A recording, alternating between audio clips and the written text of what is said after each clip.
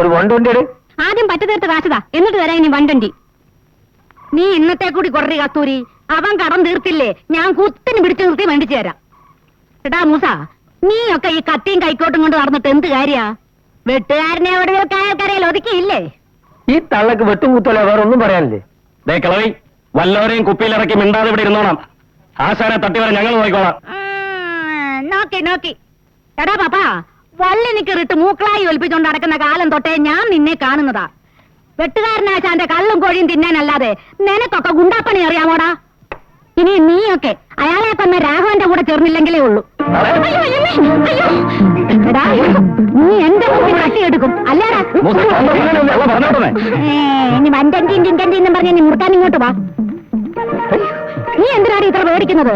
അവൻ ചൊറിയാൻ കത്തിയെടുക്കും, അവൻ കത്തിയും കൊണ്ട് നടക്കുന്നത്. ശവം കൊട്ടക്കോറി കൊണ്ടുവന്നോ ഉള്ള കാലത്തോളം എനിക്കൊരു കയറാൻ പറ്റും തോന്നില്ല. അത് ഞാൻ തട്ടട്ടെ.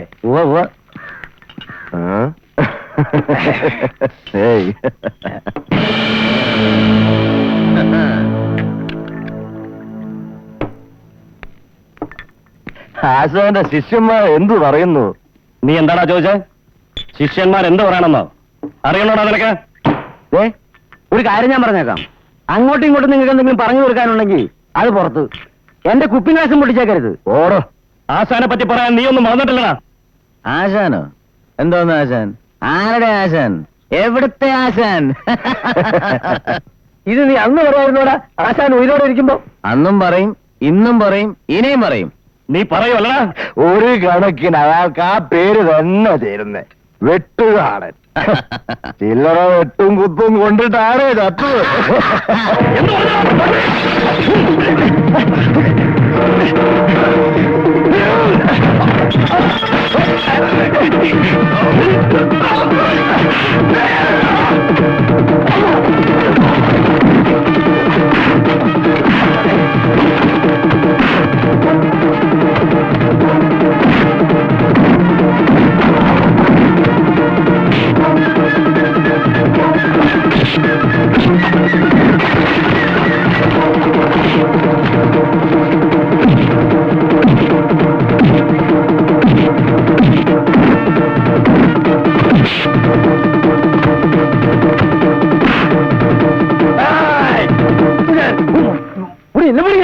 എന്താ പിടിക്കാത്ത?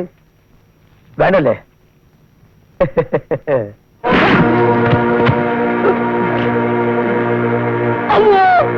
അടിക്കണേ.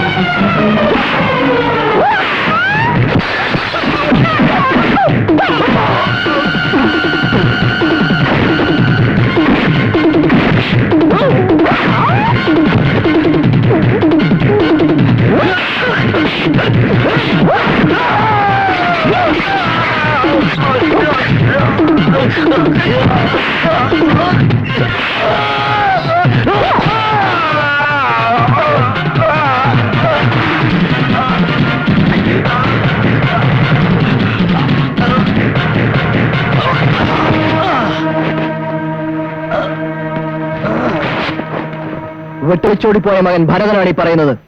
വെട്ടുകാരൻ മരിച്ചിട്ടില്ല, മരിക്കാൻ സമ്മതിക്കില്ല. ഇപ്പോഴീ തെരുവ് വെട്ടുകാരന്റെ ആണ്. അല്ലാതെ തെളിയിക്കാവോ? തെളിയിക്ക്. ഞാൻ ഇവിടെ തന്നെ ഉണ്ടാവും.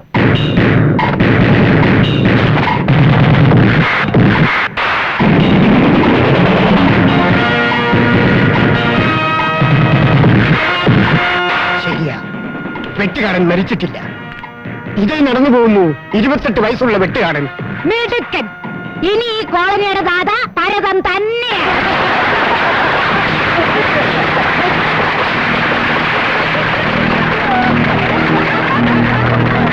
ഭരത, എനിക്ക് ഈ കോളനി അറിയാം. നിന്റെ അപ്പൻ വെട്ടുകാടനെ. അയാളെ കൊന്നത് രാഘവനും വേലായുധനും കൃഷ്ണനും വാസുവുമാണെന്നും അറിയാം. പക്ഷെ ആരും സാക്ഷി പറയുന്നില്ല, പറയേമില്ല. അതാ ഈ കോളനി. സത്യവും നീതിയും എന്നതിനേക്കാൾ അവര് വില കൽപ്പിക്കുന്നത് കാലാകാലത്ത് വരുന്ന ദാതാമാരെയാ. അഥവാ ഞാനെന്തെങ്കിലും മുൻകൈയെടുത്തെന്ന് വെക്ക, നിനക്കറിയാമല്ലോ, എനിക്കൊരു കുടുംബമുള്ളതാ. ആ വാസുവിന്റെ 2 കാലും പോയെന്നാ കേട്ടത്. ഇനി ഒന്നിനും കൊള്ളില്ല, ഇഴഞ്ഞു നടക്കാനേ ആവൂ. അല്ല, അവനത് അർഹിക്കുന്നു, ശരിയാ. പക്ഷേ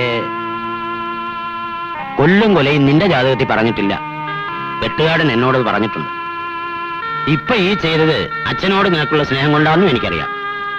അതുകൊണ്ടാ അടി നടക്കുന്നുണ്ടെന്ന് ആളുവെന്ന് പറഞ്ഞിട്ടും ഞാൻ ഇടപെടാത്ത, കേസെടുക്കാത്ത. പക്ഷേ ഒരു കാര്യം ഞാൻ പറയാം, ചാത്തൻ കാളനി നിന്നെ 2 കൈയും നീട്ടി ദത്തെടുക്കും, ദാതയായിട്ട്.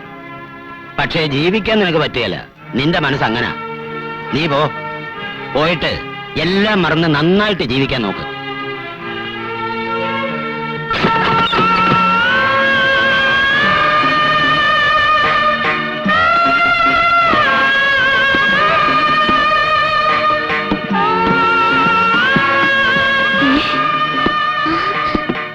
ആര് പറഞ്ഞത് ഇതിനകത്ത് കിടക്കാൻ?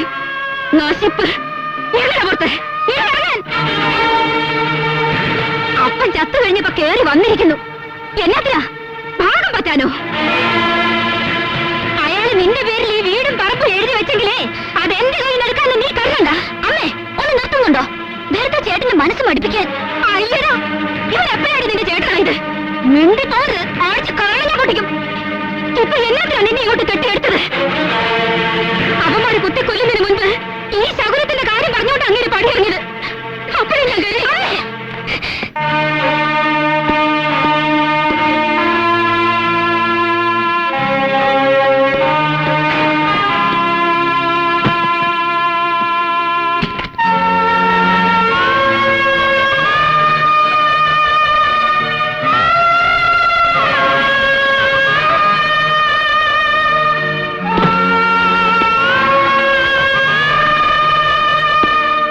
ഇതിന് നിങ്ങളുടെ ഔദാര്യം വേണ്ട. വേണോ? നിങ്ങളുടെ സ്വത്തും സ്വർണ്ണം ഒന്നും വേണ്ട എനിക്ക്. അച്ഛൻ മരിച്ചു എന്നറിഞ്ഞപ്പോ ചിതയിലേക്ക് എടുക്കും മുമ്പ് വരാൻ കഴിഞ്ഞില്ല. പിന്നെ വന്നു ഇവളെ കാണാൻ. ഇപ്പൊ കണ്ടല്ലോ, ഇനി കണ്ടേക്കരുത്. ഇറങ്ങിപ്പോ.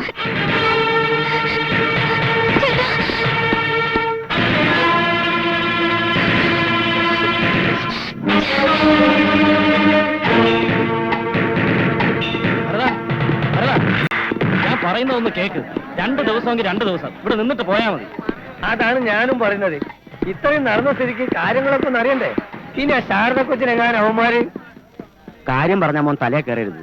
നിന്നെ പോലെ ഒരാൾ ഇവിടെ ഇല്ലെങ്കിലേ ആ വേലായുധനും രാഘവനും എല്ലാം ഈ ചാത്തൻ കോളനി എന്നുള്ളത് ചാത്തൻ കുളവാക്കും. ഇന്നലെ തൊട്ട് ചന്തയിൽ പിരിവും തുടങ്ങി അവന്മാര്. നീ എവിടെയും പോകണ്ട മോനെ. ഒന്നുമില്ലേ, അച്ഛനെ പോലൊരു മോനെ കാണാമല്ലോ.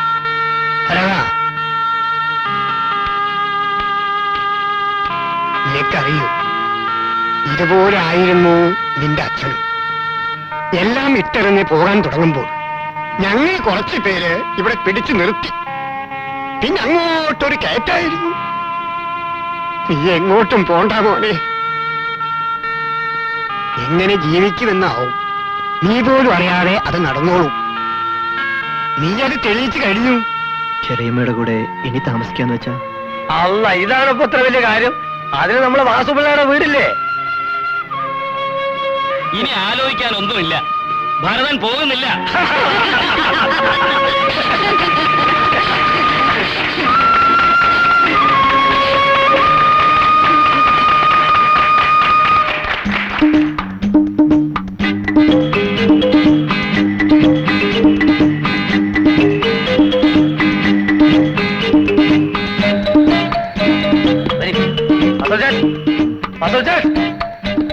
ഭരതൻ കുഞ്ഞ് വരും എന്ന് പറഞ്ഞ് ഞാൻ കാത്തിരിക്കായിരുന്നു. മോളെ ആനന്ദം, ഇങ്ങോട്ട് കയറി ഇരുന്നാട്ടെ.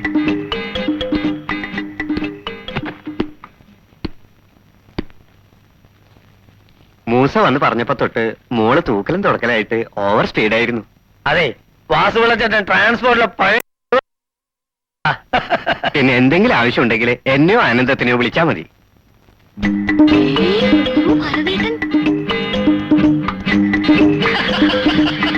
നേരെ നോക്ക്, പെണ്ണ് കാണുന്ന അല്ലെന്നോ പോല്. അയ്യോ, ഞങ്ങളുടെ ഭാഗ്യമാ ഭരതേട്ടൻ ഇവിടെ താമസിക്കാൻ വന്നത്. ആ, ഇപ്പം ഭാഗ്യം. അത് നീ ആയിട്ട് നിർഭാഗ്യാക്കരുത്. ആ, എന്നാ നമുക്ക് പോവാ. കുഞ്ഞാശം കുറച്ച് റെസ്റ്റ് എടുക്കട്ടെ. എന്നാ വരട്ടെ.